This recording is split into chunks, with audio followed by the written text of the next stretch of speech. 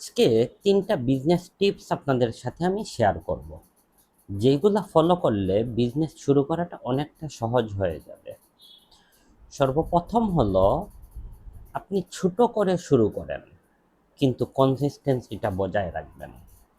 আমরা বিজনেস শুরু করার ক্ষেত্রে ভাবি যে অনেক বড় কিছু করতে হবে, অনেক বড়ভাবে পরিকল্পনা করি, কিন্তু একদম না। বিজনেসটাকে একদম ছোট্ট করে শুরু করুন, দেখবেন আপনার বিজনেস একদিন অনেক বড় হবে। আমি শুধুমাত্র একটা চা পাতার বিজনেস শুরু করেছিলাম, কিন্তু আজকে সিলেট বিডি নিয়ে অনেক বড় পরিকল্পনা করে এগিয়ে যাচ্ছি।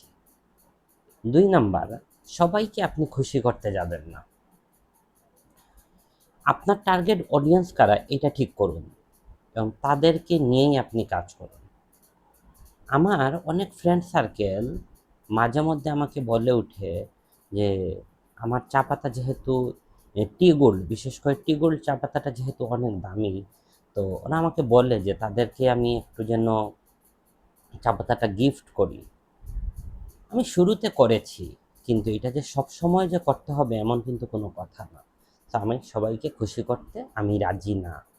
এবং ৩ নাম্বার হচ্ছে কনসিস্টেন্সিটা বজায় রাখুন। বড় কিছু করতে হলে আপনাকে ছোট করে যেইভাবে শুরু করতে হবে, ঠিক একইভাবে ধারাবাহিকতা রাখতে হবে।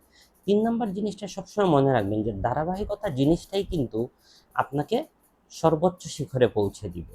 আমরা কিছুদিন শুরু করি, কিন্তু পরে হয় হতাশ হয়ে যাই, না হয় লেগে থাকতে পারি না। এই জিনিসটা কিন্তু খুবই খারাপ।